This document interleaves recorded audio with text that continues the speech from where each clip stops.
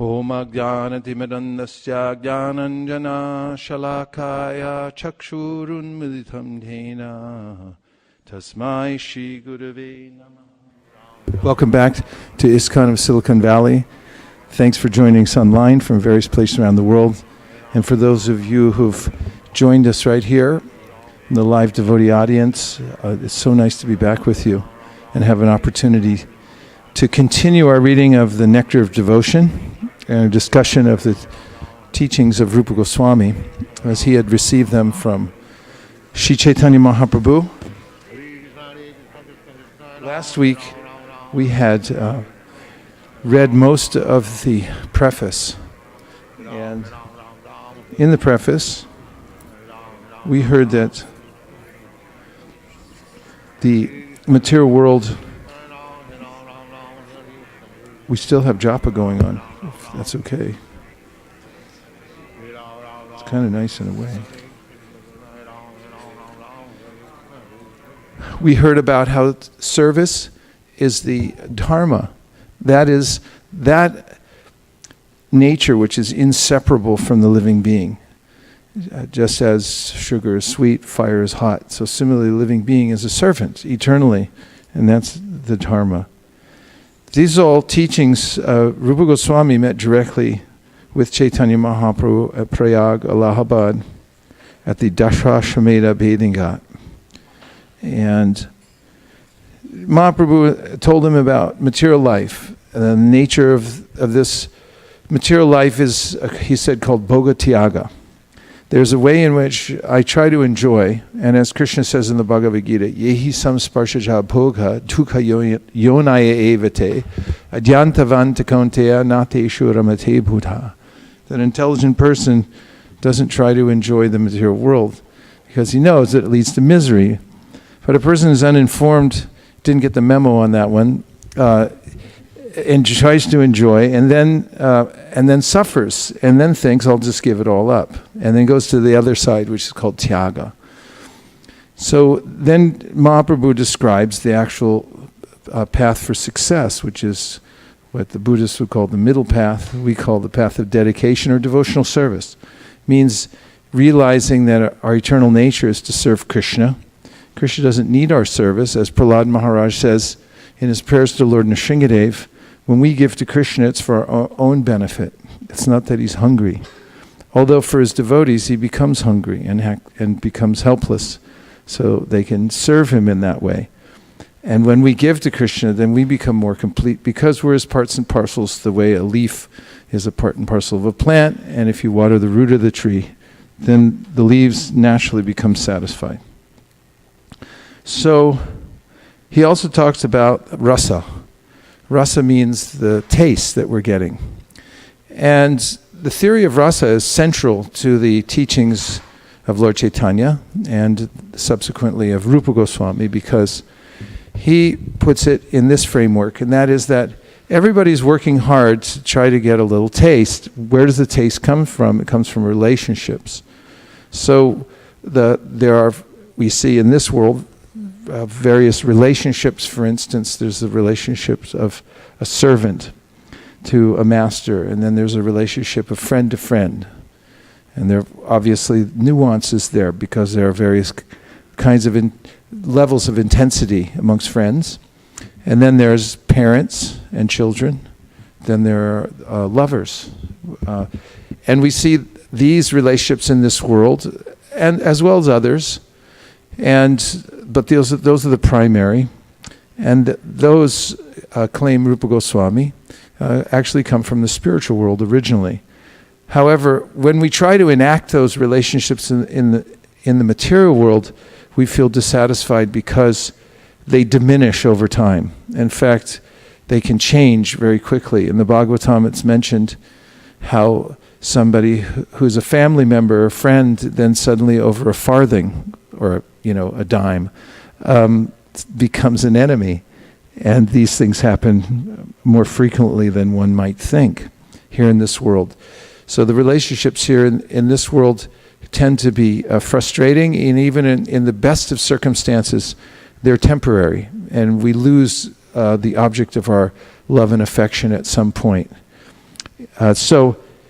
Rasa is something to be aspired for, that is bhakti rasa, that is the life of relationship with Krishna. And that's really the basic principle of the nectar-of-devotion, is how to revive our original loving relationship with Krishna. And that can be practically done.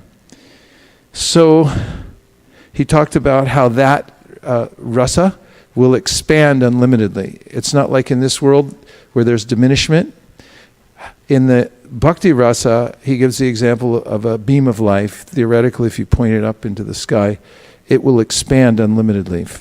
Any physics majors in here can confirm. Otherwise, you'll have to call Vrindavan Priya.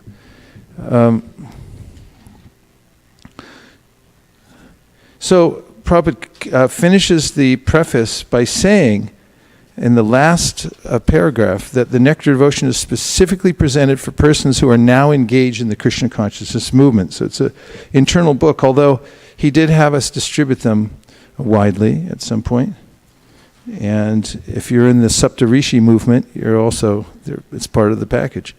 I beg to offer my sincere thanks to all my friends and disciples who are helping me to push forward the Krishna consciousness movement in the Western countries, and I beg to acknowledge with thanks the contribution made by my beloved disciple, Sriman Jayananda Brahmachari. Now here's evidence of what we talk about frequently when you donate whatever wealth you now temporarily have in your hands to help expand this Krishna conscious movement, especially through printing literature or building temples and so many other ways, then you become immortal. Jayananda Prabhu is immortalized here. He had money, it came from his parents. He just said, here, Prabhupada, you take it. It was a lot of money back then, $5,000. And so there it is.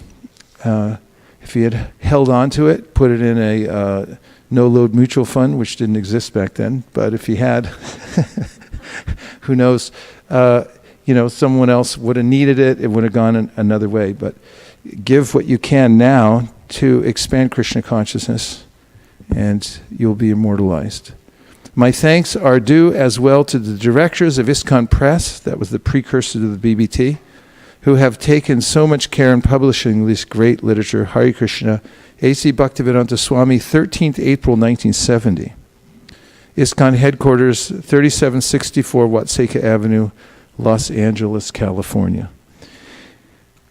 Om Jnana-timirandasya Jnananjana Shalakaya Chakshurun Milatam Yena Tasmai Shri Gurave Namaha Shri Chaitanya Manobhishtam Stapitam Yena Bhutale Swayam Rupa Kadahmayam Dadati Swapadantikam Vandeham Sri Guru Sri Yuta Parakamalam Shri Gurun Vaishnavamscha Shri Rupam Sagrajatam Sahagana Raghunatham Vitam Tam Sajivam Sadvaitam Sadvatutam Parijana Sahitam Krishna Chaitanya Devam Shri Radha Krishna Padan Sahagana Lalita Shivi Shakan Vitamscha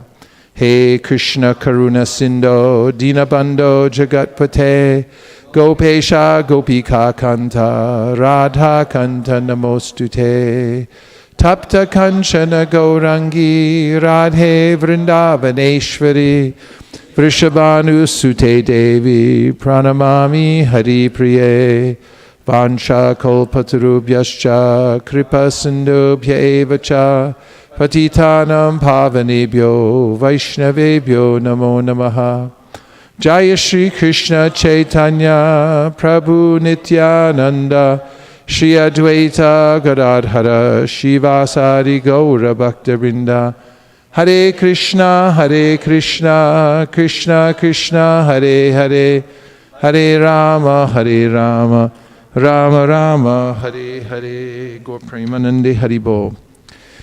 Introduction to the nectar-of-devotion. Invoking auspiciousness. Lord Shri Krishna is the Supreme Personality of Godhead, the cause of all causes, the reservoir of all rasas. or relationships, which are called neutrality, passive adoration, servitorship, friendship, parenthood, conjugal love, comedy, compassion, fear, chivalry, ghastliness, wonder, and devastation. He is the supreme attractive form, and by his universal and transcendental attractive features, he has captivated all the gopis headed by Taraka, Palika, Shyama, Lalita, and ultimately Srimati Radharani. Let his lordship's grace be on us, so that there may not be any hindrance in the execution of this duty of writing the nectar of devotion. Impelled by his divine grace, Sri Srimad Bhaktisiddhanta Saraswati Goswami Prabhupada. Let me offer my respectful obeisances unto the lotus feet of Srila Rupa Goswami Prabhupada and of Srila Bhaktisiddhanta Saraswati Goswami Prabhupada, by whose inspiration I have been engaged in the matter of compiling this summary study of Bhakti Rasamrita Sindhu. This is the sublime science of devotional service as propounded by Sri Chaitanya Mahaprabhu, who appeared 500 years ago in West Bengal, India, to propagate the movement of Krishna consciousness. Srila Rupa Goswami begins his great book by offering his respectful obeisances unto Sri Sanatan Goswami, who is his elder brother and spiritual master. And he prays that Bhakti Rasamrita Sindhu may be very pleasing to him. He further prays that by residing in that ocean of nectar, Sri Sanatan Goswami may always feel transcendental pleasure in the service of Sri Radha and Krishna. Let us offer our respectful obeisances to all the great devotees and acharyas, holy teachers, who are compared to sharks in the great ocean of nectar and who do not care for the various rivers of liberation. Impersonalists are very fond of merging into the Supreme like rivers that come down and merge into the ocean. The ocean can be compared to liberation, and the rivers to all the different paths of liberation. The impersonalists are dwelling in the river water, which eventually comes to mix with the ocean. They have no information, however, that within the ocean, as within the river, there are innumerable aquatic living entities. The sharks who dwell in the ocean do not care for the rivers that are gliding down into it. The devotees eternally live in the ocean of devotional service, and they do not care for the rivers. In other words, those who are pure devotees always remain in the ocean of transcendental loving service to the Lord and have no business with the other processes which are compared to the rivers that only gradually come to the ocean. Srila Rupa Goswami prays to his spiritual master, Srila Sanatan Goswami, for the protection of Bhakti Rasamrita Sindhu, the ocean of the pure nectar of devotional service, from the argumentative logicians who unnecessarily meddle in the science of service to the Lord. He compares their arguments and logic to volcanic eruptions in the midst of the ocean. In the midst of the ocean, volcanic eruptions can do very little harm, and similarly those who are against devotional service to the Lord, and who put forward many philosophical theses about the ultimate transcendental realization, cannot disturb this great ocean of devotional service. The author of Bhakti Rasamrita Sindhu, Srila Rupa Goswami, very humbly submits that he is just trying to spread Krishna consciousness all over the world, although he humbly thinks himself unfit for this work. That should be the attitude of all preachers of the Krishna consciousness movement, following in the footsteps of Srila Rupa Goswami. We should never think of ourselves as great preachers, but should always consider that we are simply instrumental to the previous acharyas, and simply by following in their footsteps, we may be able to do something for the benefit of suffering humanity. Bhakti Rasamrita Sindhu is divided into 4 parts, just as the ocean is sometimes divided into 4 parts. And there are different sections within each of these 4 divisions. Everyone okay so far? Originally in Bhakti Rasamrita Sindhu, the ocean, I'm going to stop in a minute and we'll go back over. Originally in Bhakti Rasamrita Sindhu, the ocean is divided like the watery ocean into east, south, west, and north, while the subsections within these different divisions are called waves. As in the ocean, there are always different waves, either on the eastern side, the southern side, the western side, or the northern side, Bhakti Rasamrita Sindhu similarly has different waves. In the first part, there are 4 waves, the first being a general description of devotional service. The second concerns the regulative principles for executing devotional service, and the third wave, devotional service in ecstasy. In the fourth is the ultimate goal of life, love of God. These will be explicitly described along with their different symptoms.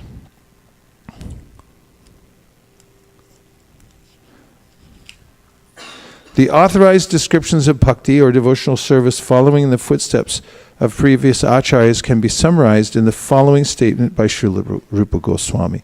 So I'm going to stop there for a minute, and we'll just talk about the opening to the book that we've heard so far, this introduction. Of course, following in the footsteps of previous authors, there's a precedent that Vaishnava authors write a Mangala Charana. And Rupa Goswami does so in the very beginning. Mangala Charana is meant for 3 purposes. One is to state what the goal of the book is. A second is to offer obeisances to those who are the superiors, who are the guides, helping one move forward. And the third is to give some benediction to the reader. By reading this book, one will receive such and such benediction. So in his Bhakti Rasamrita Sindhu, Rupa Goswami does this. You'll see the artfulness in which Prabhupada has given the summary of the Bhakti Rasamrita Sindhu. In his Mangala Charana, he's offering obeisances, stating what Rupa Goswami said, offering obeisances to Sanatana Goswami. It's his elder brother and also his spiritual master. Of course, Sanatana Goswami was famous in Vrindavan, even to this very day, on Guru Purnima. Everyone in Vrindavan shaves their heads. It's the most crowded day on the Parikram Marg of any other day. And it's really celebrating Srila Sanatana Goswami. He was a friend to all in Vrindavan. People, even with household troubles, would come to him for mediation or for advice, or if anyone could come for spiritual advice or counsel to understand the Shastras more deeply, but he was known to be a friend to everyone. And the day that Sanatana Goswami is celebrated, everyone remembers him very fondly there in Vrindavan. So does Rupa Goswami here at the very beginning. And he also gives a verse to start off to tell what the goal of the Bhakti Rasamrita Sindhu is, and that is Krishna. Big surprise. So Krishna, he gives as Akila Rasamrita Sindhu. He is the ocean of all rasas, the origin of all the rasas. The rasa is the taste from the relationship that we're getting. And all of them, as is mentioned in the Vedanta Sutra, Janmad Yasya Yataha, emanate from Krishna. And so there's a famous verse by which the author starts off. If you look at Chaitanya Charitamrita Madhya Lila 8.142, you'll find the verse, and we should look at it because it's the verse which states the goal of the nectar-of-devotion or the Bhakti Rasamrita Sindhu. And here,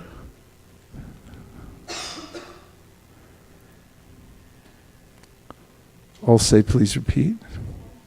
That'll be 8.142. Thank you. Akila Rasamrita Murti. Prasrimara Ruchi Ruda Tara Kapali. Kalita Shyama Lalito. Radha Prayan Vidhura Jayati. And the word for word you'll find very interesting. Akila Rasamrita Murti. The reservoir of all pleasure, in which exist all the mellows of devotional service, namely Shanta, Dasya, Sakhya, Vatsalya, and Madhurya. Prasrimara, spreading forth. Ruchi, by his bodily luster. Rudha, who has subjugated. Taraka, the gopi named Taraka. Pali, the gopi named Pali. Kalita, who has absorbed the minds of. Shyama, the gopi named Shyama. Lalita, and the gopi named Lalita. Radha Prayan, dearmost to Srimati Radharani. Vidu, Krishna, the Supreme Personality of Godhead. Jayati, all glories to. Translation is this. We can say together, let Krishna, the Supreme Personality of Godhead, be glorified. By virtue of his expanding attractive features, he subjugated the gopis named Taraka and Pali, and absorbed the minds of Shyama and Lalita. He is the most attractive lover of Srimati Radharani, and is the reservoir of pleasure for devotees in all transcendental mellows. And here's Prabhupada's purport. Everyone has a particular transcendental mellow by which he loves and serves Krishna. Krishna is the most attractive feature for every kind of devotee. He is therefore called Akila Rasamrita Murti, the transcendental form of attraction for all kinds of devotees. Whether the devotee be in the Shantaras, Dasyaras, Sakyaras, Vatsalyaras, or Madhuryaras. This is the opening verse of the Bhakti Rasamrita Sindhu by Srila Rupa Goswami. So, the mind immediately goes to the center point, which is to fix it on Krishna, is the goal of this book, and that he's the Akila Rasamrita Sindhu. He's the origin of all the different rasas. And Jiva Goswami points out in this section that all these rasas are described in the Srimad Bhagavatam. And therefore, in the Bhakti Rasamrita Sindhu, throughout the book, we'll find that Rupa Goswami catalogs, actually, the different rasas, and gives us perfect explanations of what they look like, what their symptoms are, how they're developed, and so forth. And in the verse, we had a whole class on this a year or so ago. Maybe it was 10 years, I have no idea anymore. But about the statement in the verse, Vidu, how Krishna is called Vidu. And this is an important word in this, so you see, Vidur Jayati. So, in the word for word, we have it here, Vidu, Krishna, the Supreme Personality of Godhead. And the word Vidu is important because it describes some of Krishna's qualities. One of them is that Krishna excels in all excellent qualities. Vidur Jayati means to conquer, to excel in. So, if you're looking for the best of all qualities, they're in Krishna. They all come from Krishna originally. It also means vidunoti, which means he defeats, or he transcends all sufferings and surpasses all things. So vidunoti, who knows a verse or can quote a verse in which the word vidunoti is mentioned? I'll give you a hint. Anyone in this room can do it. Yes, go ahead, please. Srinvatam Swakratha Krishna Punya Shavana Kirtana Ridantak Stoya Bhadrani Vidunoti Suhritsatam. Lord Shri Krishna, who is the Paramatma, super soul in everyone's heart, and the benefactor of the truthful devotee, cleanses desire for material enjoyment from the heart of the devotee who relishes his messages, which are in themselves virtuous when properly heard and chanted. That's from the Srimad Bhagavatam, first canto, second chapter, 17th verse. Srinvatam Swakata Krishna Punya Shravana Kirtana. So here it is mentioned that Krishna's name is Vidunoti, that is here in the Bhakti Rasamrita Sindhu, Vidu Jayati. One of the ways he conquers through the transcendental vibration of the Srimad Bhagavatam. Vidunoti Suhritsatam. He is the best friend within the heart. And by hearing about him, the direct process of devotional service beginning with Shravanam, Kirtanam, this is Srinvatam Swakata Krishna. If you give reception to the pastimes, to the instructions of Krishna, then Krishna from within the heart becomes vidunoti. He helps you to conquer over the obstacles. In fact, he helps you sort them all out. Or, a better word, winnow. Can you look it up, please? Winnow. To winnow something out. I think it's W-I-N-N-O-W, right? Means, anyway, I'll let you say so. It doesn't steal any thunder here. Vidunoti suhritsatam, and it also indicates he's the best friend within the heart. So, the suhrit, he's always there with us, always eager to help. Winnow is a verb which means blow a current of air through, usually grain, in order to remove the chaff. So to blow a current of air to remove the chaff. Any farmers in here? Rice farmers?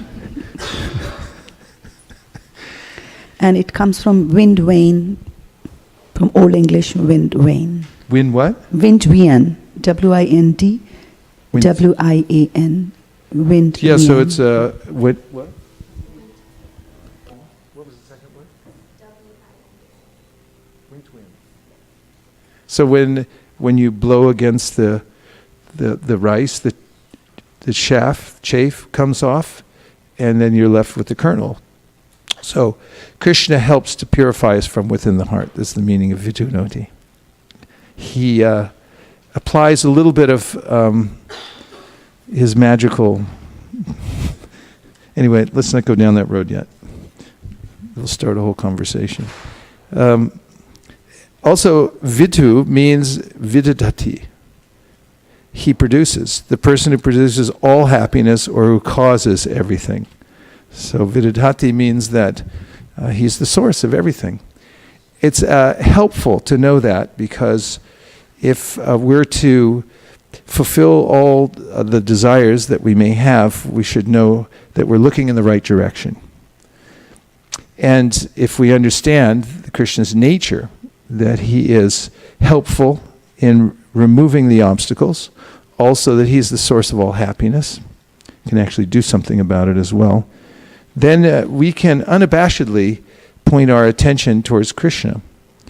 As mentioned in the advice given by Sutta Goswami in the first canto, second chapter of the Bhagavatam, Tasmad ekena manasa Bhagavan Sattvatam Pati Shotavya Kirtitavyascha Dyeya Pujasta Nityada. And that is that therefore, Tasmad means therefore, one should give one's full attention to Krishna, and you can do so through the process of Shravanam, Kirtanam, etc. The various direct methods of devotional service, as mentioned by Sri Prahlad Maharaj in the Srimad Bhagavatam. Incidentally, when his father asked him, what's the best thing you learned? That's what he told him, the 9 processes of devotional service. I don't think that Hiranyakashipu was able to take full advantage of it at that time. He produces. So the person who produces all happiness. Wouldn't you like to know that person and be in touch? Yeah. So then there are many commentaries, several commentaries on the Bhakti-Rasamrita Sindhu, but Jiva Goswami goes through several verses, which we won't do right now. We did it in that one class, describing these qualities of Krishna from the Bhagavatam, how he destroys all suffering, how he surpasses all others, how he bestows the greatest happiness, how he's the source of everything else, and how he's existing eternally with all excellences. And these are all verses documenting this quality of Krishna, or these qualities of Krishna, indicated by the word vidur jayati. So, one other point about the very poetical opening verse. Again, it says, let Sri Krishna, the Supreme Personality of Godhead, be glorified by virtue of his expanding attractive features. He subjugated the gopis named Taraka and Pali and absorbed the minds of Shyama and Lalita. He is the most attractive lover of Srimati Radharani, as the reservoir of pleasure for devotees in all transcendental mellows. Isn't that a kind of a astounding and rather esoteric opening to the book. He's mentioning the various associates of Krishna in the spiritual world, in his intimate circle. And according to the commentaries, he mentions Taraka and Pali, and Shama and Lalita, and then Radharani. So, as is mentioned, they're in different categories of intimacy with Krishna, and in chronological order, he mentions them. Culminating with Srimati Radharani. And then he gives an alternative verse to the translation here in the Bhakti-rasamrita Sindhu, in which actually the whole verse is describing Krishna as a moon. The moon, more poets refer to the moon in romantic terms than they do to the sun. It has a kind of effect on people, does the moon, when it rises, and especially at certain times, like in the spring when there's a constellation of Lalita, and the moon appears at that time, it's especially potent. So he gives that context, and then he said the moon at night when it's full in springtime and it's surrounded by the stars has some influence over us and reminds us of Krishna surrounded by his loving devotees. So it's a very poetical opening up to the book and introducing us to the Supreme Personality of Godhead.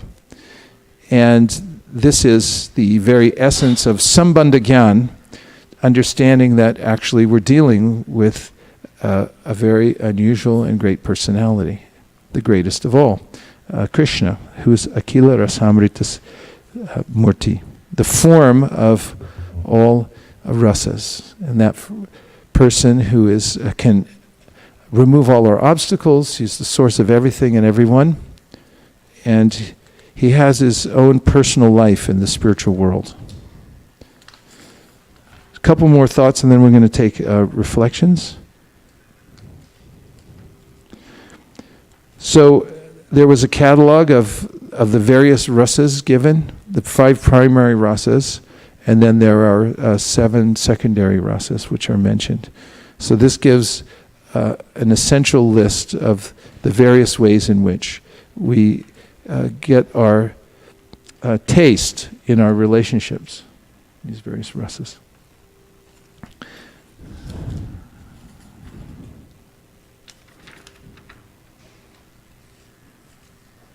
And the point here is that Krishna is the sole object of rasa.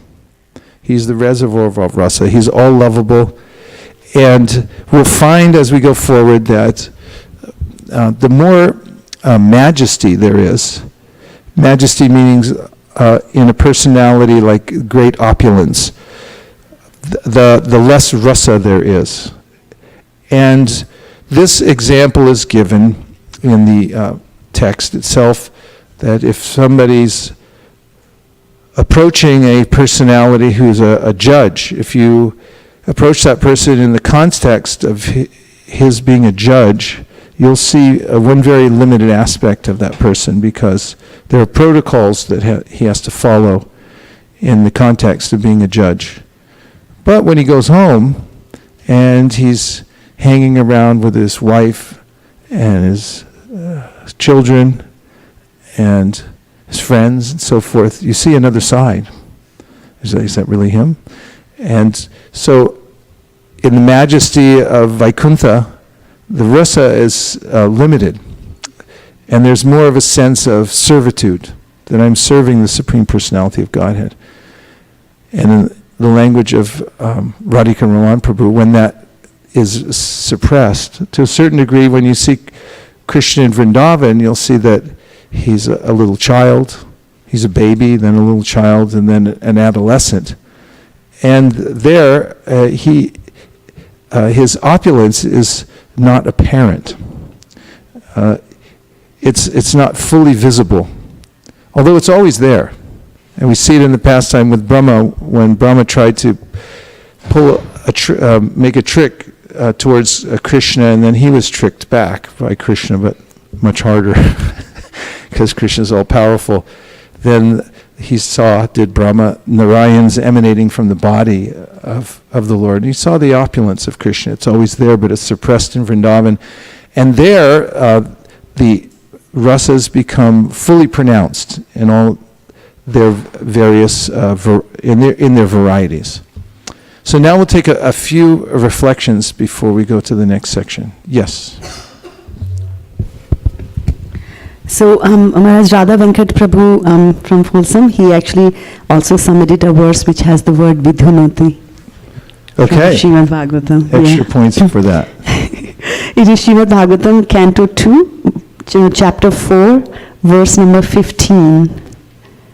And it says, if you're he's bringing it up. Yat kirtanam, yat smaranam, yat ikshanam, yad vandanam, yad shravanam, yad arhanam, lokasya sadyo vidhunoti kalmasham, tasmai subhadra shravase namo namaha. Translation? Let me offer my respectful obeisances unto the all-auspicious Lord Sri Krishna, about whom glorification, remembrances, audience, prayers, hearing and worship can at once cleanse the effects of all sins of the performer. Now go up for the word for word. Let's look at the word vidhunoti. And we'll see here, vidhunoti specifically cleanses. Yeah. Winnows out the unnecessary things from our heart. The process of hearing about Krishna. Another thing. And Bharat, I had a question about the Vaikuntha planets, where we see that the souls who reach there also get the four-handed form of Vishnu. And so what exactly goes on there? I mean, other than just worship, like what? I mean, like we have so many nice descriptions of Goloka, like Krishna is going there to tend to the cows. Well, Lord Narayan, actually, you'll see in Vaikuntha, it's not just, everyone's just four-handed there. There are many different ways in which the devotees there in Vaikuntha manifest spiritual bodies according to their attraction to a particular form of Krishna. And Sanatana Goswami describes this in the Brihat Bhagavatamrita. In fact, when Gopakumar comes to Vaikuntha, he's waiting outside before he can be invited in. It's a little ceremonious there. And he sees, first of all, forms of the Lord that he actually thinks they're Narayan. So he begins to offer obeisances, and they're actually devotees who have attained Sarupya Mukti. And so they say, no, not me. I'm not Narayan. And then he sees a multitude of other forms that are as multifarious as the forms here in the material world. As we see, 8,400,000 species of various lives, and we know from the Srimad Bhagavatam, do we not, in 1:2:34, that Krishna Tiryan and Radhishu, that Krishna appears in all different species of life. So sometimes living entities become attracted to a particular form, and then their bodies also assume that form too. So he saw spiritual bodies in many different forms in which they were in that emotion of thinking of that particular form of the Lord. So it's multifarious, but mostly the sentiment there is a service. But what are Narayan's pastimes? Sometimes he's going off to do some kingly work. Sometimes he's going off for some kind of battle. There's chivalry there and other kinds of nuances in the rasa. But when Gopakumar comes into Vaikuntha, he has his own particular sentiment for the Lord, and Narayan there responds because he can hardly keep his forearms when he sees his devotee from Vrindavan, whose ultimate object of worship is Madan Gopal. And there, as Gopakumar is observing him, he'll see him changing into that form, because Krishna is dominated by love. Prayaso jita jito pyasitaishtra lokyam, says Lord Brahma in his prayers. Jnane prayasam udapasyanamanta eva jivanti san mukharitam bhavadiyavartam stane stita shutikatam tanuvan manobir ye prayaso jita jito pyasitaishtra lokyam. Brahma says, if you take to the process of pure devotional service, he's giving up jnana karma, and he's kind of speculation about the Lord, philosophical speculation, and just hear about Krishna's pastimes from the right source, through parampara. Stanistita. That's what that means. Stay where you are, but hear. And if you hear sufficiently, that process will take effect, and you'll come to the point where you'll be able to relate to the Lord in such an intimate way that He's actually moved by your sentiment, of love towards Him. Yes. Thank you. So somewhere in the introduction, I think we read that the various theories and arguments, they are like volcanic eruptions amidst the ocean, and they can do very little harm because the ocean is so vast. So I just... Yeah, that's right. I just remember. Because I don't know if volcanists will agree with us, because sometimes it causes tidal waves. But it does say in the midst of the ocean. Yeah. So, yes, and you were And going to also make a want to point. mention, again, somewhere in Chaitanya Chaitamrita, the author says that the various theories are like crocodiles. I just remembered that when he says, and a child can swim through that ocean by the mercy of Mahaprabhu. So I just remember. That's a good point. It's a nice connection you're making back to the Chaitanya Charitamrita, which this idea about interference in the process of bhakti comes along. So this comes up in the introduction.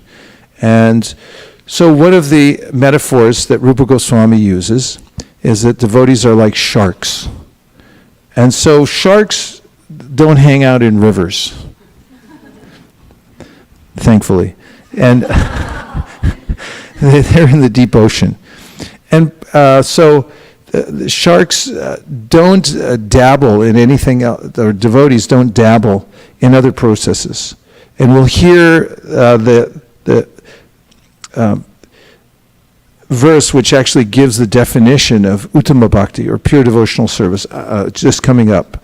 Anyabhilashita shunyam, actually just arrived. Anyabhilashita shunyam jnana karmanyanavritam anukulina krishnanushilanam bhaktir uttama. That devotees aren't interested in other paths, like jnana and karma. Jnana means the path of renunciation of the world through philosophical speculation.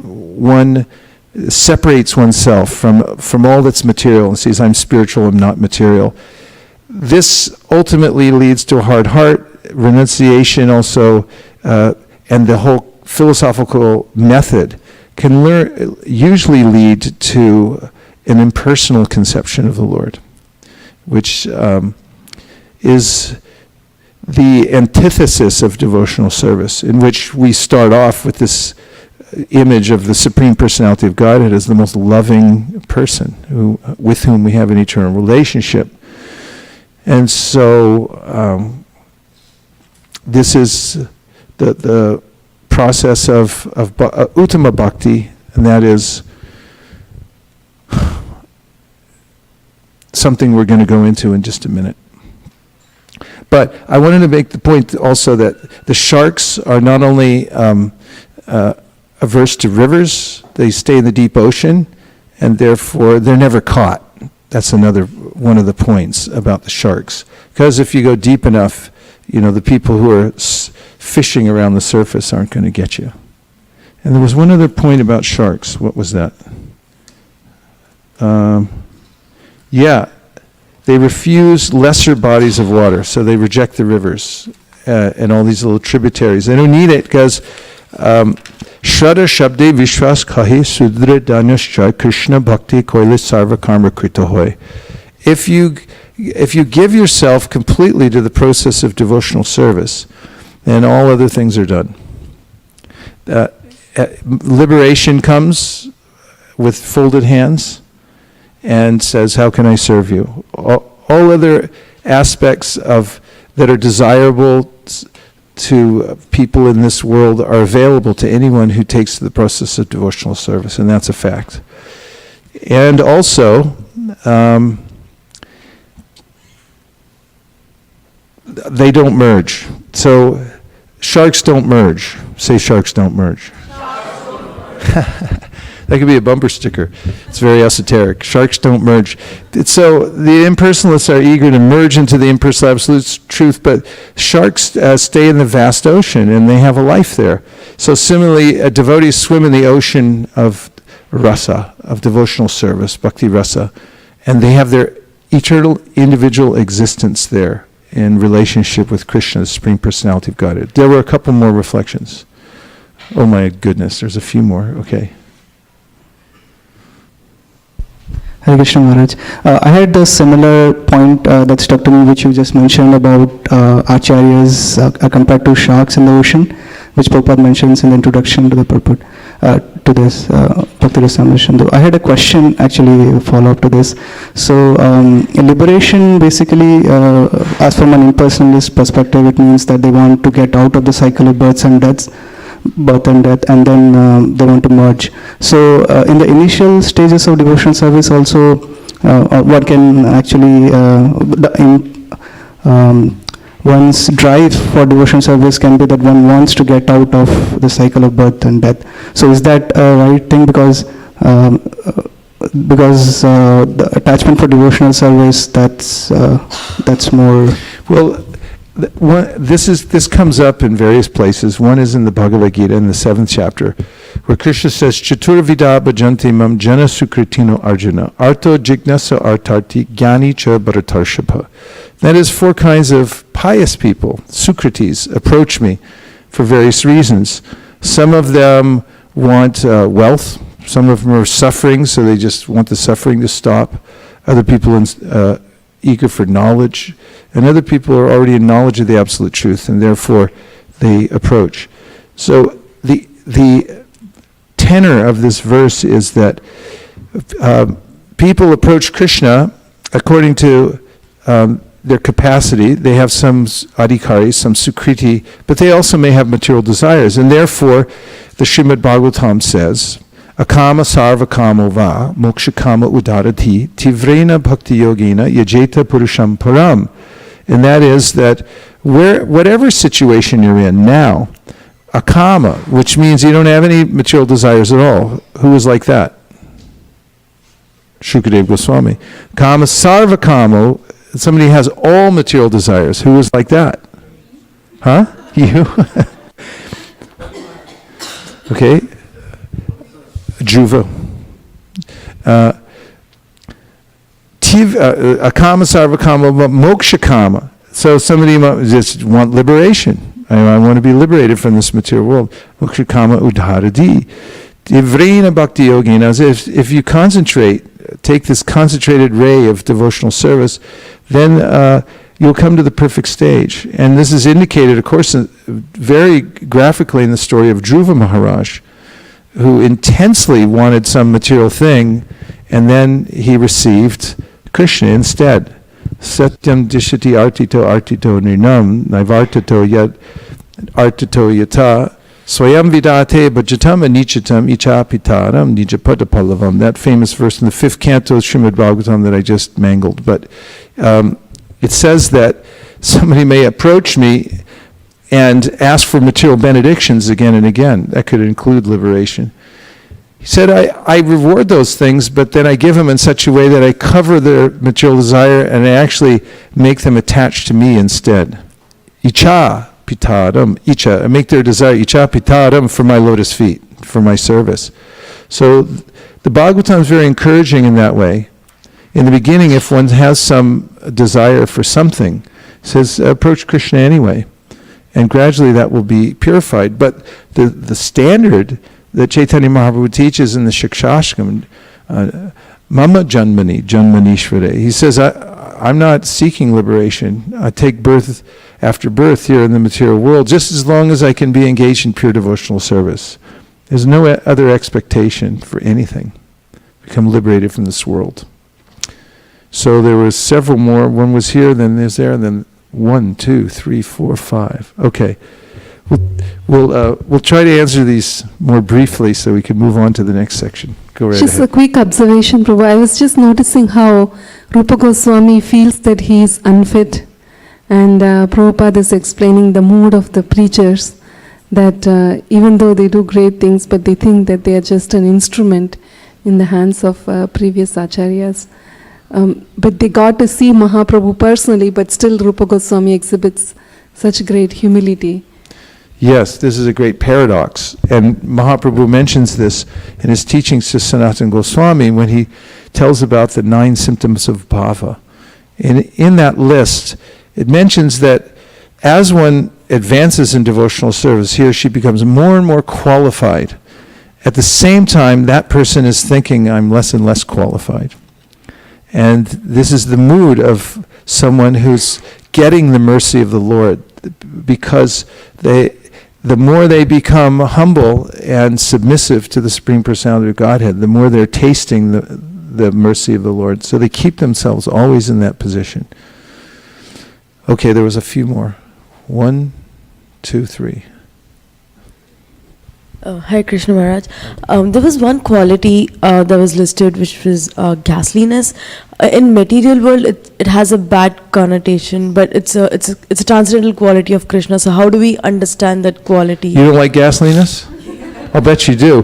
When you're driving on the freeway and there's a big major accident on the other side, tell me you don't slow down and look. Do you? Anyone? No one wants to admit it. I mean, everyone. I mean, why do you think traffic slows down so much? You know, you're going by and it was like, whoa! Did you see that? You know, it's ghastly. It's a taste here in the material world. You'll see it in the Bhagavatam too. There's all kinds. I mean, Bhagavatam, Ramayana. It goes on and on. Just, you know, limbs severed, blood everywhere. Krishna erects the Dwarka fort. Read that as a bedtime story. Kids will love it. It's all, you know, it's just like oceans of blood. Krishna and Balaram massacring all these soldiers that Jarasandha sent. And the hair looks like seaweed in the ocean of blood, and the bows look like turtles. And I mean, it's ghastly, and it's really cool. I mean, we're distributing Krishna book at the airport all the time. It's like, yeah, they're nature stories, you know, for the kids.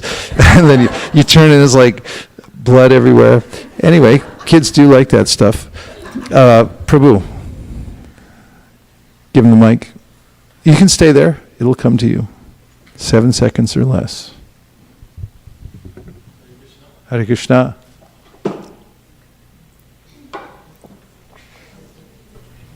Hare Krishna. Yeah, my question is regarding how does this concept of bhakti applies when we consider different religions? Like there are saints in even Christianity or even in the Muslim community, Islam, there are different saints who talk about, they are renunciates, many of the saints. And is there any difference in the bhava, you know, the bhakti? Like when you talk about surrendering to Lord, getting mercy of the Lord, even they have those concepts. So how is it different?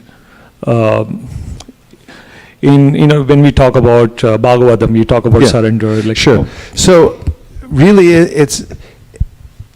it's a universal principle, because we're all eternal parts and parcels of Krishna. Sanitya nitya sambandha prakritischa paraivasa, Brahma Samhita says, every one of us, we're an eternal servant, and we're a part and parcel of Krishna. We have an eternal kinship with him, says the translation in that Brahma Samhita.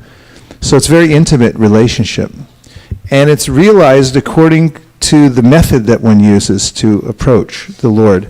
Therefore, the gold standard is given in the Srimad Bhagavatam. Savai pumsam parodharmo yato bhaktiradhoksaje ahaitu kiya pratiyata yayatma suprasidati.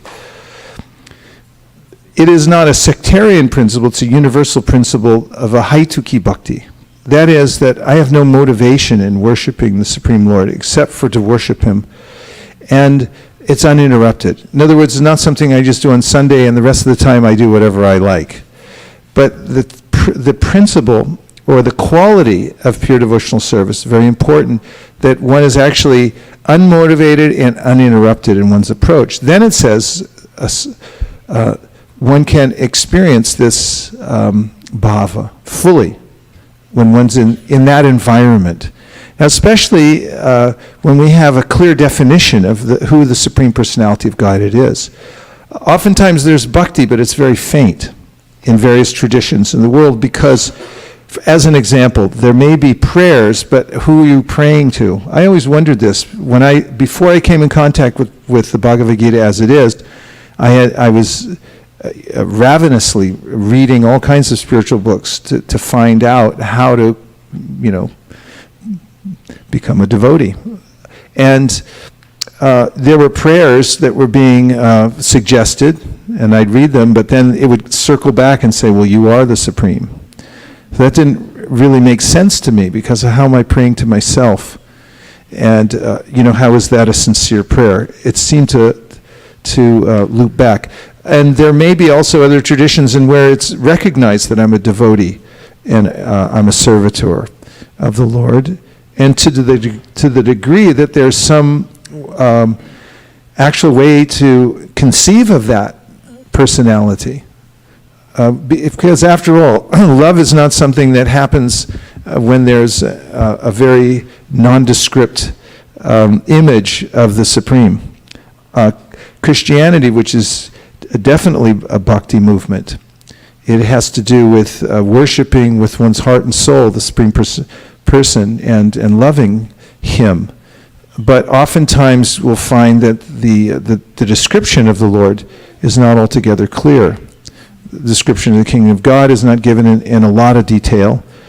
And even from the very beginning of the Jesus movement, there's been a debate about whether Jesus is actually God Himself or He's the servant of God. That's there in the early church, and they had to work that all out. And of course, there are many, many branches of Christianity, but in all of them, you won't go into a church and then here's the form of God. You'll say, well, this is God in the flesh, but is it God or the Son of God, and so forth. So my point is that when we have this principle, or these qualities, the gold standard we'll call it, of a haitukiya pratiyata, unmotivated, uninterrupted service, as taught by Sri Chaitanya Mahaprabhu through the Srimad Bhagavatam, and then you have a place to repose your love and vision. For instance, we're getting a feast from Rupa Goswami, Akila Rasamrita, Murti, the form of all rasa. I mean, Krishna is so beautiful. We were reading yesterday about how when Krishna goes around Vrindavan as a cowherder with his brother, they take the ropes, because they're cowherders, they have ropes all the time. Actually, those ropes are really beautiful because some of them have pearls on the end. They wrap them around their turbans. I mean, how cool is that? Krishna walks around with ropes. He has all these styles. He dresses up, puts the rope around his turban, he picks up stuff from the forest, and he's all the time, everyone's like, whoa. And so there's an object for one's love that is very specific, and that's why Bhakti Rasamrita is so important. It talks about what are the relationships, what are the feelings that emerge at a certain point.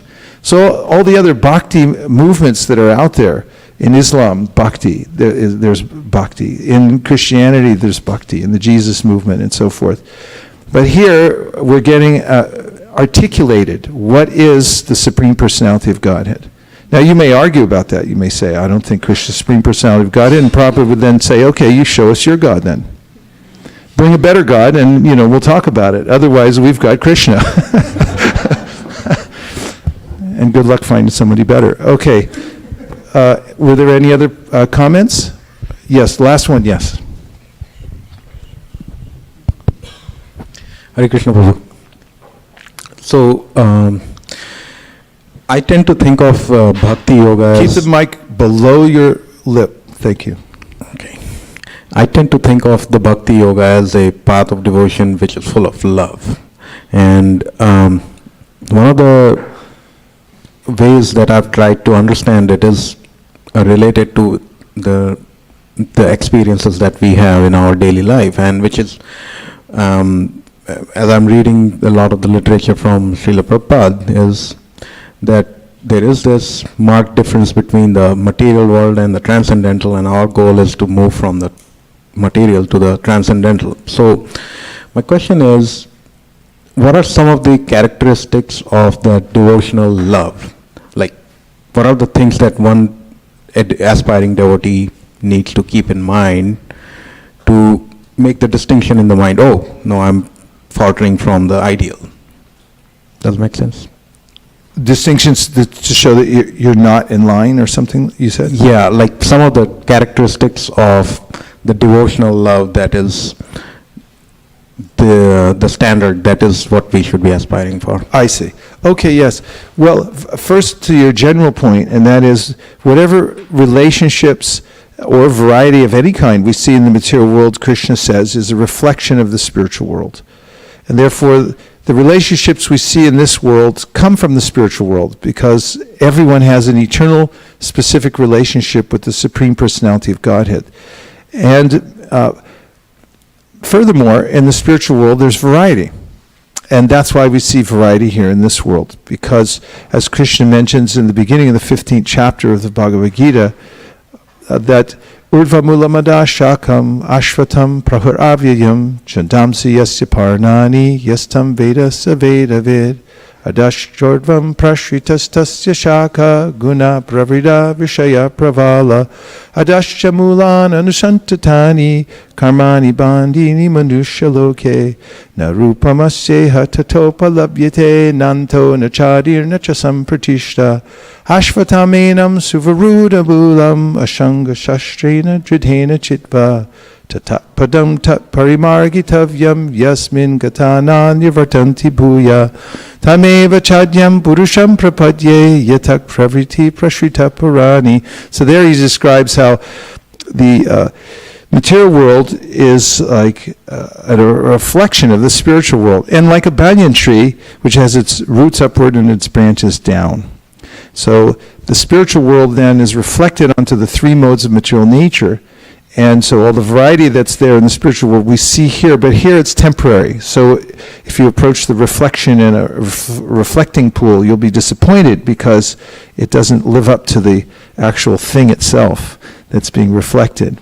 So Krishna says you have to cut down that deeply rooted tree with the weapon of detachment, and thereafter go to the source, who is the original Supreme Personality of Godhead. It's very clear in that. So in the beginning, we are advised to follow the rules and that help us to stay within the framework of practicing bhakti.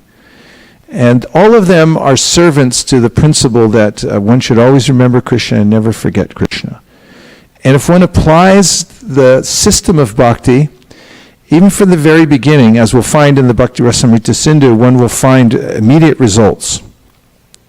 Some of those are mentioned in the Bhagavatam. Vasudeve Bhagavati Bhakti Yoga Prayojita Jana Yashuvairagyam Jnanam Chayarahitukam. Two of the concomitant features that come from giving oneself to the process of devotional service are a sense of detachment from the material world and knowledge, understanding that I'm not this body. So those things come as a natural byproduct of practicing a devotional service. And as one continues in the process of bhakti, one becomes more attracted to hearing about Krishna, and then develops an actual positive taste. One loses one's long-cherished attraction for enjoying material nature, and then begins to transfer one's attention to Krishna with an intense taste and then attachment. And then bhava, or the awakening of emotions, occurs within one's heart. Lord Chaitanya Mahaprabhu says when one's touched by the array of the internal potency of the Supreme Personality of Godhead. Okay, so now we have before us the introduction. Where did we end? Okay. The authorized descriptions of bhakti or devotional service following in the footsteps of previous acharyas can be summarized in the following statement by Srila Rupa Goswami. First-class devotional service is known by one's tendency to be fully engaged in Krishna consciousness, serving the Lord favorably. The purport is that one may also be in Krishna consciousness unfavorably, but that cannot be counted as pure devotional service. So just a question, if you're engaged in devotional service but is unfavorable, In other words, your intention is not to please the Supreme Personality of Godhead. Maybe you're an enemy of the Lord, but you're thinking of Him. That's one of the processes of devotional service. Is that does that fit within the definition of pure devotional service? Are you sure? Yes.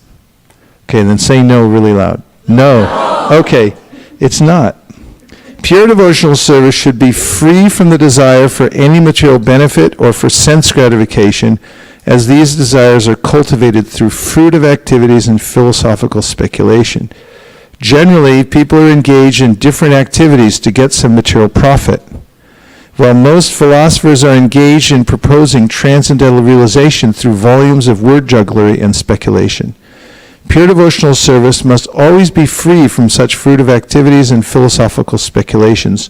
One has to learn Krishna consciousness or pure devotional service from the authorities by spontaneous, loving service. We're right in the middle of the summary of perhaps the most important verse in the Bhakti Rasamrita Sindhu, which is a definition of pure devotional service. This can be very helpful. So he's continuing here, unpacking this verse, and we're going to go back and talk about it in just a minute, if you're up to it. This devotional service is a sort of cultivation. It is not simply inaction for people who like to be inactive or devote their time to silent meditation. There are many different methods for people who want this, but cultivation of Krishna consciousness is different. The particular word used by Srila Rupa Goswami in this connection is anushilana. What is the word? Or cultivation by following the predecessor teachers, acharyas. As soon as we say cultivation, we must refer to activity. Without activity, consciousness alone cannot help us. All activities may be divided into two classes. One class may be for achieving a certain goal, and the other may be for avoiding some unfavorable circumstance. In Sanskrit, these activities are called pravritti and nivritti, positive and negative action. There are many examples of negative action. For instance, a diseased person has to be cautious and take medicine in order to avoid some unfavorable illness. I once read the whole nectar-of-devotion in one day. I sat with my friend Prem Kishore, who now lives in Vrindavan. We were in Denver at the time. We lived in a tiny little room, and we sat in the closet, and we passed the book back and forth until we finished the whole thing. It can be done. But I'm not going to do it tonight, don't worry. Those who are cultivating spiritual life and executing devotional service are always engaged in activity. Such activity can be performed with the body or with the mind. Thinking, feeling, and willing are all activities of the mind, and when we will to do something, the activity comes to be manifest by the gross bodily senses. Thus, in our mental activities, we should always try to think of Krishna and try to plan how to please Him, following in the footsteps of the great acharyas and the personal spiritual master. There are activities of the body, activities of the mind, and activities of speech. A Krishna-conscious person engages his words in preaching the glories of the Lord. This is called kirtan. What's it called? Kirtan. And by his mind, a Krishna-conscious person always thinks of the activities of the Lord as he is speaking on the battlefield of Kurukshetra or engaging in his various pastimes of Vrindavan with his devotees. In this way, one can always think of the activities of the pastimes of the Lord. This is the mental culture of Krishna consciousness. Last paragraph before we cut into conversation. Similarly, we can offer many services with our bodily activities, but all such activities must be in relationship with Krishna. Correct. This relationship is established by connecting oneself with the bona fide spiritual master, who is the direct representative of Krishna in disciplic succession. Therefore, the execution of Krishna consciousness, Krishna-conscious activities with the body should be directed by the spiritual master and then performed with faith. The connection with the spiritual master is called initiation. From the date of initiation by the spiritual master, the connection between Krishna and a person cultivating Krishna consciousness is established. Without initiation by a bona fide spiritual master, the actual connection with Krishna consciousness is never performed. So we're in the midst of analyzing, hearing Prabhupada's analysis of the verse, Anyabilashita shunyam jnana karmanyadavritam anukulyena krishnanu shilanam bhaktir uttama. So this is a definition of pure devotional service. And in it he's saying that one should not try to understand God by one's intelligence.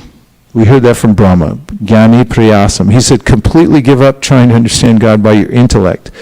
So also, give up fruitive activities. Naishkarmyam apyachuta bhava varjitam nashobhate jnanam alam niranjanam kutakpana shashvat abhadramishvare nacharpitam karma yadapyakaranam. This is something Narada Muni says, that self-realization that doesn't have a chuta bhava, or a sense of love for Krishna, it's practically not very nice.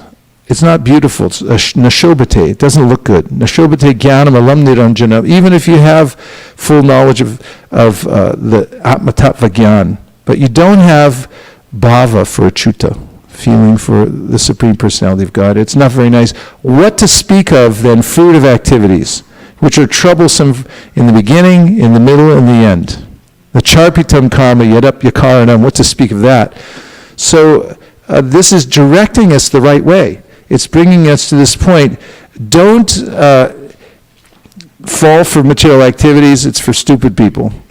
Don't engage in trying to understand God through philosophical speculation, because you'll come to the wrong conclusion. You're not powerful enough to understand God in that way. If the Absolute wants to reveal himself, he will. And therefore, bhakti is about positioning oneself in such a way that the Lord will reveal himself to us. Atashi Krishna namadi na bhaved grayam indri seva mukhihi jivado swayam eva spuratyada. Don't try to see God. Act in such a way that God will want to see you, because you can't understand him through your blunt material senses. Tiny little humans can't understand anything practically. But we try to speculate and say, oh, I understand God. This is ludicrous. However, with bhakti, which is so powerful, Brahma says, Atapi te deva padam bhuja dvaya prasada leshana grihita evahi janati tattvam bhagavan mahimno dachanya ego picharam bachinban. That is, if you just have a tiny, tiny little trace of bhakti, a little inclination towards hearing about Krishna and associating with the devotees, then Krishna will reveal himself. You can understand everything. But if you try through other means, then you won't understand even after millions of years.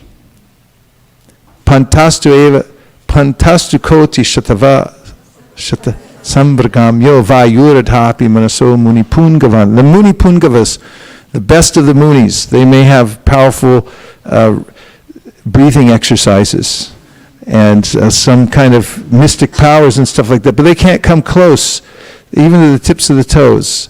They miss the Bhagavan.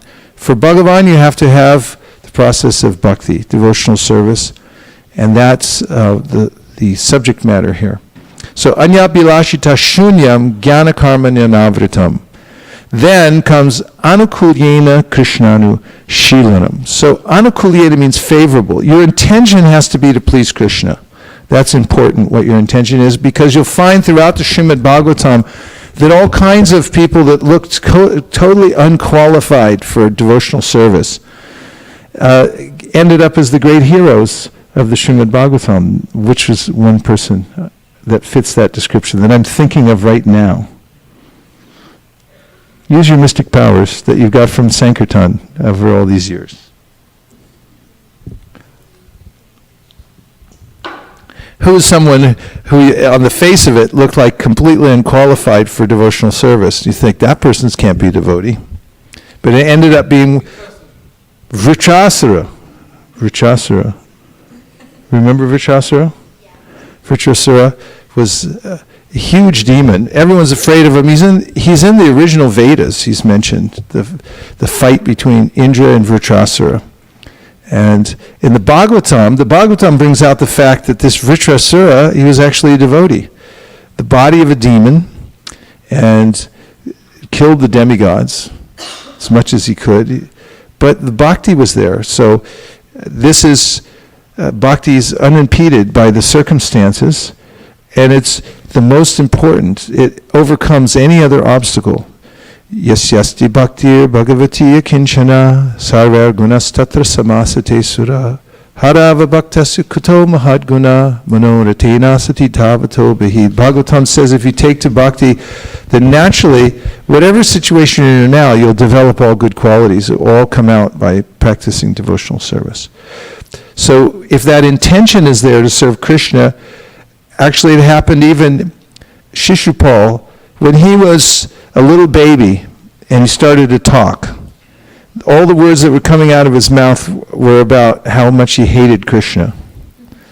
And he had the worst things to say about him.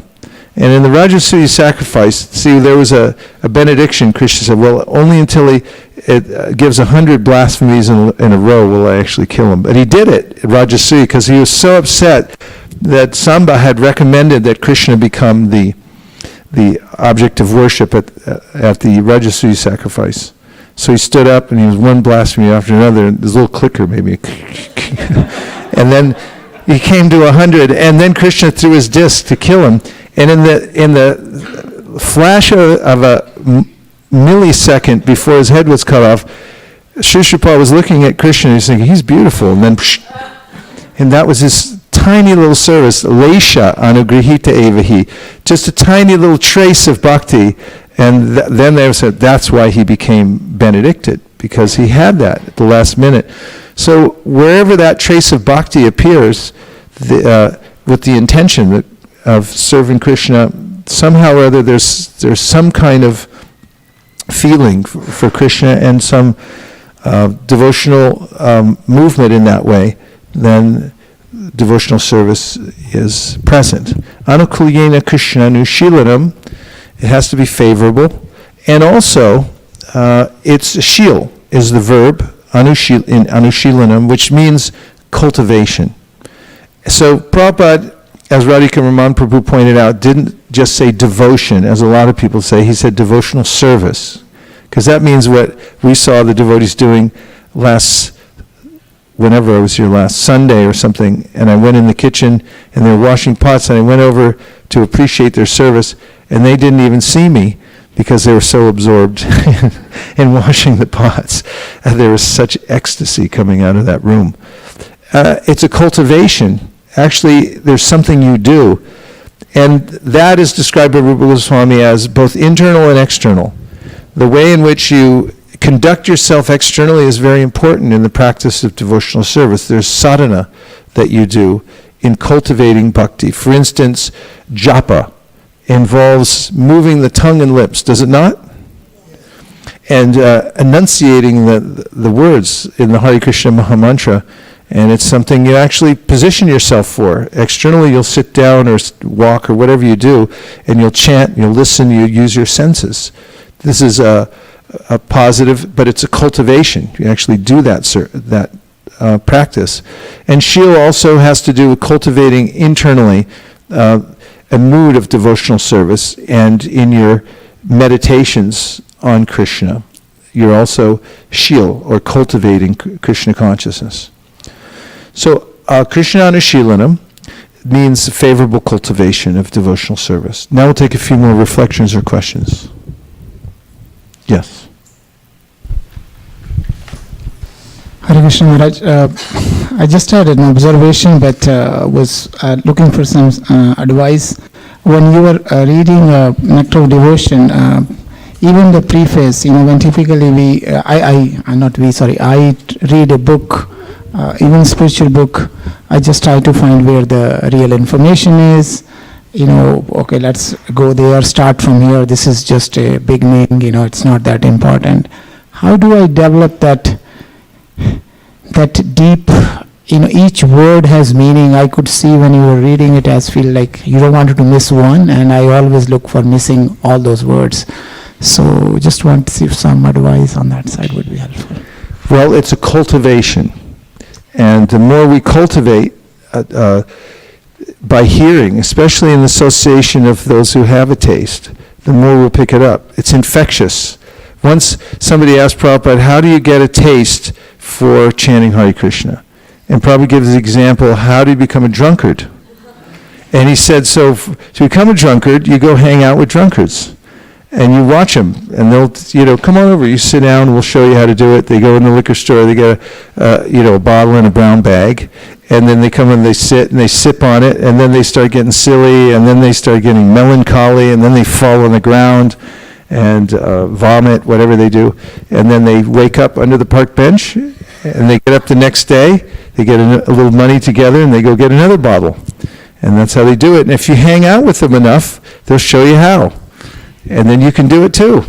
And this is what Krishna says in the Bhagavad Gita is going on constantly in the material world. Purusha prakritisto hi bhunte prakriti jan gunan karanam guna sangosya sarasad yoni janmasu. He said by association, we're attaining all our different positions because, believe it or not, we're a lot more vulnerable than we think. And that's a double-edged sword, because if you get bad association, even without your knowledge, you'll suddenly start doing things that are destructive to yourself and to your reputation and to your livelihood and everything else. But if you get good association, which is the key to success in any discipline, but especially devotional service, then you'll develop all the kinds of taste and good habits and everything else that you're eager to have. So it's a matter of associating, and real association means to serve and hear in the association of satam, which means those who are sincere about the practice of devotional service. Yes?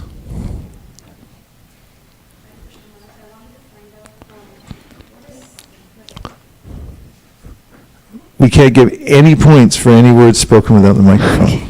Hare Krishna. I wanted to check, what does spontaneous loving service mean? The spontaneous word before loving service, and also... Well, let me give you an example. Okay. Spontaneous loving service. Like, we see it in this world oftentimes with a mother for a child. A mother spontaneously serves the child. It's not like she thinks about it a lot. Like, the child's there and maybe the child cries, the mother jumps up. She's not thinking like, what do I do now? There's a book I have to read. There's something, she knows immediately, and it happens in all species of life. Dayanidhi Prabhu got attacked by a hawk the other day because the hawk had little babies up in the tree, and the mother hawk saw Dayanidhi as a possible threat and just came and attacked him. That's some kind of spontaneous devotion right there. Mothers do it all the time. And in spontaneous devotional service, there's not a dependence on rules and regulations, any special, announcement in Shastra, you should do this or that, which is important in the beginning. But when there's spontaneous devotional service, there's a way in which the devotee naturally is attracted to Krishna without any other consideration at all. Spontaneous means spontaneous. Just happens. And so is loving service is the same as devotional service, or is it different in a way? Yeah, it's the same thing. When we talk about devotional service, or I should say Rupa Goswami, as we said here, is talking about it at its different stages. So there's a stage of practice, because in the beginning, although we may understand the concept of loving devotional service to the Lord, we may not have a spontaneous attraction for Krishna. I might have a spontaneous attraction for something else, like, I don't know, going to a baseball game or something. Or what? Gulab jamuns are not bad. You can have that. If they're offered to Krishna, that's almost pure loving service. But really about what we hear. You can judge how much you're spontaneously attracted to a particular subject matter. Like some people, they like to hear about news of the material world. It's a kind of rasa. Like especially in the last few years, and I'm not going to go into a lot of detail, but people have really absorbed in this rasa of like, this is terrible, or, us against you.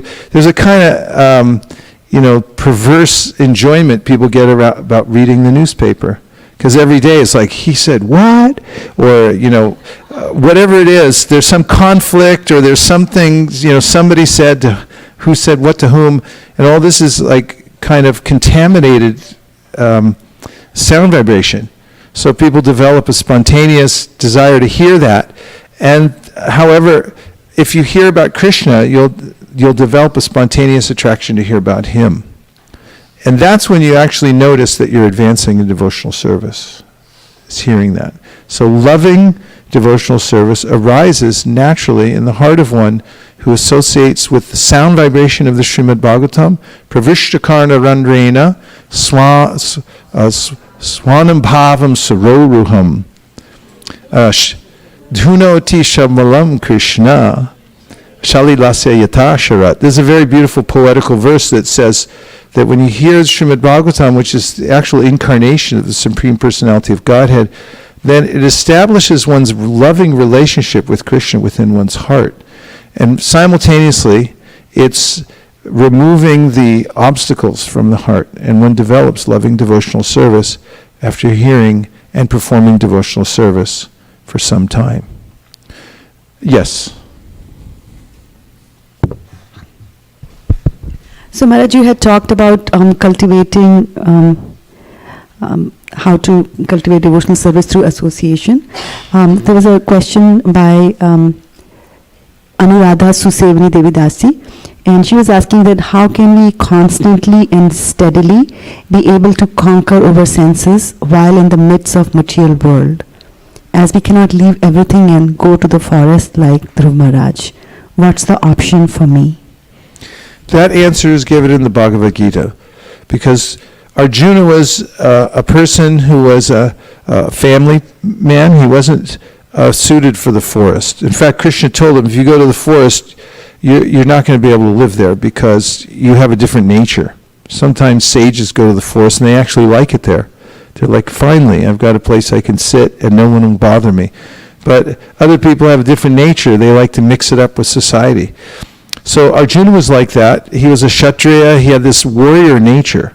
So much so that, these Kshatriyas, Prabhupada describes, how they like to fight. And when when a fight comes up, they're, where? Let's go. So the solution for him was not to give up fighting. But Krishna says, Tasmat sarveshu kaleshu mamanusmara yudyacha mayarpita mano buddhir mami vaishyasya samshayaha. So without a doubt, he said, if you apply this principle that I'm teaching you, and that is that while you're doing your worldly duties, which are absolutely necessary for you because you can't get out of them, if you simultaneously think of me, Krishna, then he said, without a doubt, you'll attain perfection. So the secret ingredient there is to remember Krishna. Now, how do you do that? That's a good question. Prabhupada answers it in the purport. He says, if you chant Hare Krishna as part of your life, as an example, if you take time every day to actually chant the Hare Krishna Maha Mantra and listen carefully, then you will naturally transform from the inside out. Your whole world will transform as well. Not only that, while you're doing the rest of the work that you have to do during the day, you'll naturally think of Krishna, because Krishna and his name are non-different. And so you may have a japa session and then go off to do your work, and your whole relationship with the world and with your work will be very different. Or you may choose to continue chanting Hare Krishna while you're working. Maybe not out loud because of the circumstances, but internally you can keep the Maha Mantra going. So that advice was given by Sri Chaitanya Mahaprabhu. Can you chant if you go to the restroom? We have a yes and a no. Well, that discussion came up when Chaitanya Mahaprabhu, actually there was a question that arose, and there was a young boy there named Gopal, and he said, the holy name is eternally pure. It should be chanted at any time, even when one goes to answer the call of nature. And Mahaprabhu then noted, he said to Gopal, your new name is Gopal Guru. He became a great acharya. The holy name can be on your lips all the time. Kirtaniya Sadahari. And this is the means by which one can overcome the material nature, rise above it through the process of devotional service. And that is a fact. Okay, so you had one more. Yes? The servant of the source of all entertainment needs a microphone. Why would we deprive him and make him get up? I don't can Hare Krishna, understand. Maharaj. Maharaj, I have a question regarding spontaneous devotional service. Yes. You said that one is naturally favorable towards serving Krishna. That's the meaning of spontaneous devotional service. One is not bound by any rules and regulations at that point. I mean, whatever one does, it's automatically as per the definition of pure devotional service. Is that understanding right, Maharaj? Lord Chaitanya Mahaprabhu came to teach a couple of very important things. One of them was what is called Ragatmika Bhakti. And you'll find this in the Adi Leela of the Sri Chaitanya Charitamrita. He says, does Sri Chaitanya Mahaprabhu, that everybody knows about the ways in which to worship Krishna in his majestic form in Vaikuntha, but nobody knows, he says, about this intimate, loving service to Krishna in Goloka Vrindavan that takes place with what are called the Ragatmika Bhaktas, those who are spontaneously attracted to serving Krishna in various relationships, like as a servant, as a friend, as a parent, as a lover. So he came to teach this kind of a development of devotional service by hearing and following the footsteps of those devotees in Vrindavan. That's called the Raganuga Bhakti. And in the beginning, one may practice that as a sadhana. It's called Ajata Ruchi Raganuga Sadhana Bhakti. It means you're doing it, but you don't have a full taste for it yet. And later on you'll develop a taste. But when you do develop this natural attraction for Krishna, especially by hearing about him, who knows the verse, which describes how by hearing about Krishna one step by step comes to, no, I mean yes, but nectar of instruction. Tanama Rupa. Give them the mic, they got it now. You derailed, start over again. Tanama Rupa Charitaru Sikirtananu Smrityo Kramena Rasanamana Niyoja Tishtam Raje Tananuragi Jananugami Kalam Nayuga Kilamitu Padeshasaram. What's the word in that verse that would indicate that by hearing about Krishna and performing these kinds of practices of devotional service that one might step by step develop higher and higher stages of devotional service, culminating in this kind of spontaneous devotional service? Get a book. Do whatever you have to do. Call a friend. Okay, we'll come back to you when you figure it out. Okay. So Maharaj, my question is regarding spontaneous devotion. When one reaches that stage of spontaneous devotional service, what is the role of the spiritual master? Spiritual master, I mean, I know in the beginning he guides the activities of the devotee because he doesn't have spontaneous devotion. Well, one thing to understand is Chaitanya Mahaprabhu taught that even as one develops spontaneous devotional service, he or she is enacting it internally. Externally, such a person is strictly following the rules and regulations. Shruti smiti paranadi panchat chiki vidimbina aikanti ki harer bhaktir upaytayaiva kolpate. Externally following the rules and regulations, internally is worshiping Krishna day and night, spontaneously from within. And there are different roles. In the beginning, one may be receiving very careful guidance from a particular guru, like the Diksha guru, about following the rules and regulations and coming to the point. And then there may be more instruction for somebody on that level when one's, I mean, I hate to even step into this realm, but as one develops one's Swarup Siddhi or an understanding of what one's eternal relationship is with Krishna, the spiritual master would be there to also guide the disciple in how to serve Krishna in that relationship. And that's really in a summarized form, but there's always guidance coming from Krishna, and ways in which he helps us to move forward in coming to our eternal service with him in the spiritual world. Did that help? Okay. Yes. The word? Well, we have two. Some of us say anugami, the word anugami, which means following, or kramena. Yes, both those things. And that's in the verse, today's verse, anukulyena krishnanu, which means that anu means to follow. So we heard the last paragraph that we heard was that when you perform devotional services, it should follow the disciplic succession. In other words, you're following a guru who's in the disciplic succession, and that's what connects you to Krishna. And guru means somebody who's following his guru, who's following guru, and it's going back to Krishna. And therefore, there's this sense of following anu, the process as is given in the authorized shastras, and the guru helps one to enact that process. Yes. Hare Krishna. Good job. I don't know how to even synthesize this question. It's kind of all over the place right now. But part of the question is, can you define transcendental rajas and its Transcendental rajas? rajas? Yes. You mean passion? Yes. Yeah, we can. It's there in the Bhagavatam, actually. It's in the 3rd canto. When Lord Kapila is describing the various stages of devotional service, he talks about devotional service that's performed when one's affected by the mode of ignorance, by the mode of passion, and by the mode of goodness. And then he describes, finally, pure devotional service.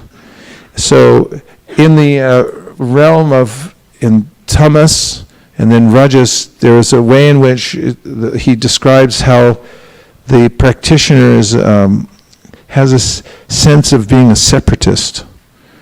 For instance, somebody in rajas may be performing devotional service but thinking like, only I know, and only my process of devotional service is very good, everybody else is not very good.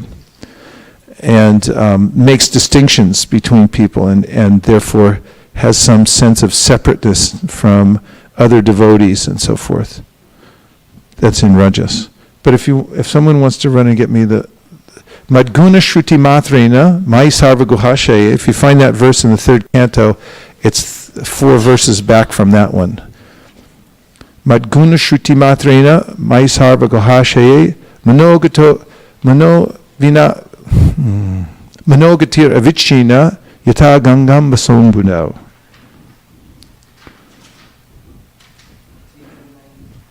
$8.29, of course, 329, 11 through 12. And then if we back up from there, we'll run right into our verse. Yay, the book won. Too late. Okay, here it is. 329:9. Hey, pretty good. I'm impressed. 329:9. The worship of deities in the temple by a separatist with a motive for material enjoyment, fame, and opulence is devotion in the mode of passion. Did that answer your question?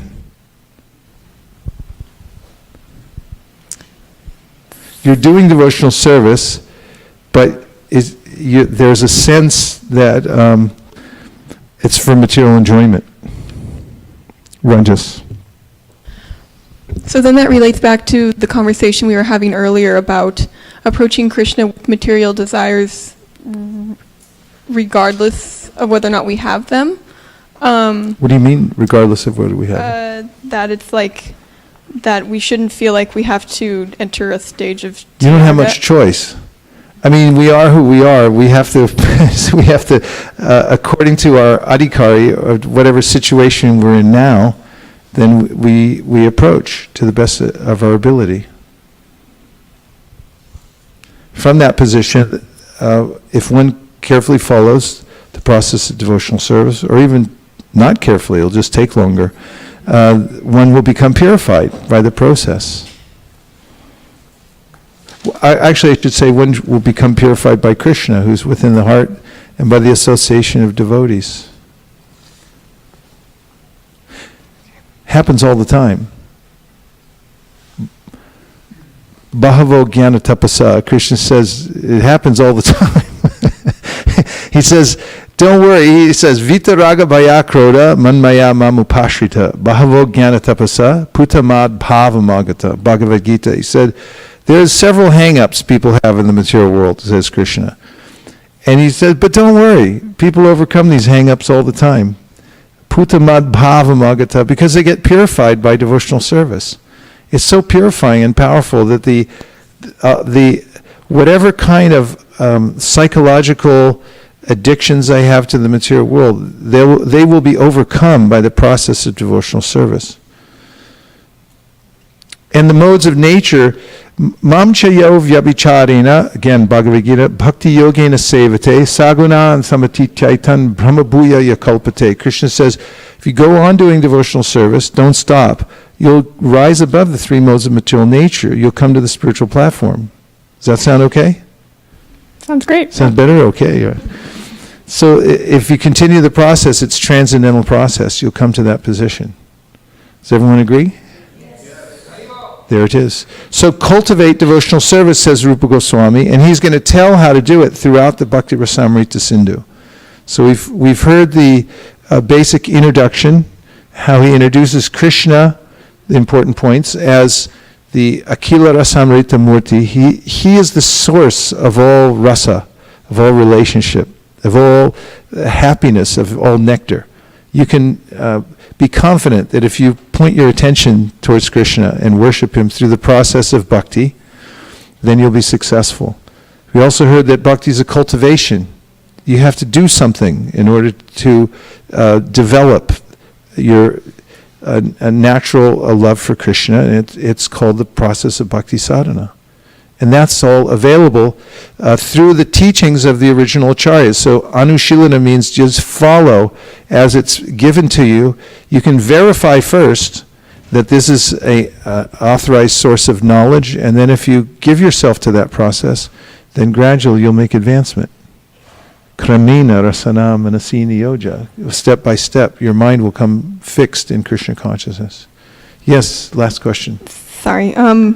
What happens though if we're offered devotional service and we want it, but just the juggling of kind of, and there's going to be a lecture about this on Sunday, I believe, but just like it's entering a stage of rajas where it's like, you're like, is this transcendental rajas or is this just rajas for the sake of, does that make sense? What's the question? Could you say it in one sentence? Like if it's like you're being offered devotional service and it's wonderful, but your life is kind of like, but what? How do you juggle? How does one juggle?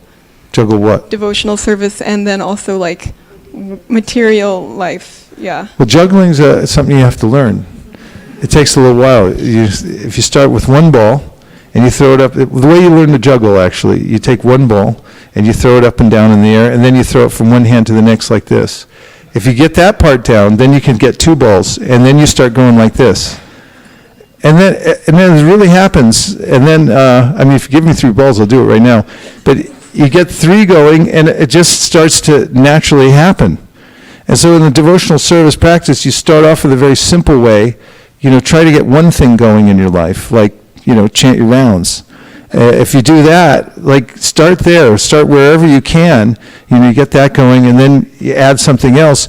Pretty soon, people look at you and go like, how are you juggling 6 things, at the same time? And so I started with one.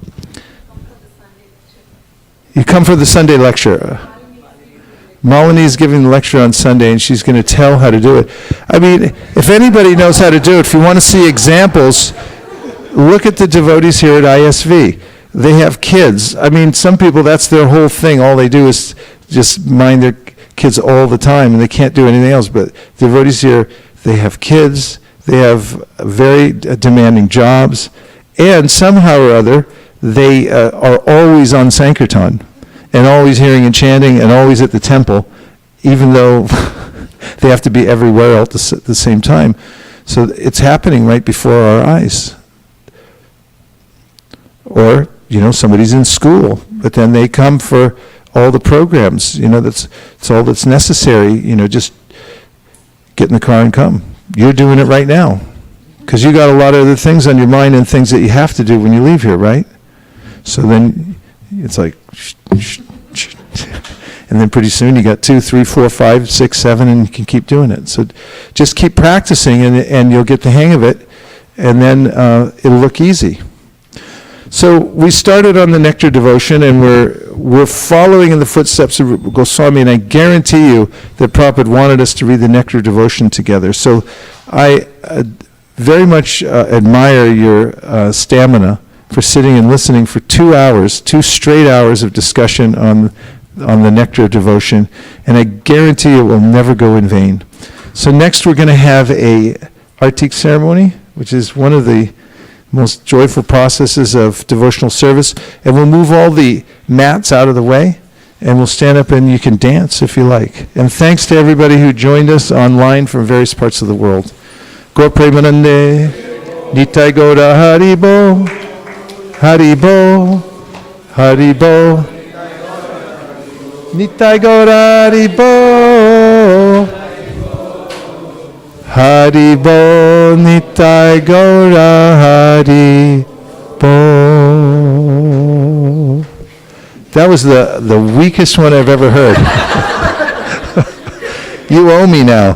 Vanchakalpatarusha kripasnabheva chapatitanam pavanibhyo vaishnavebhyo namo namaha. Nachariyar marman, nachariyar marman, nachariyar marman, nachariyar marman, hey, nachariyar marman, nachariyar marman, nachariyar marman, nachariyar marman.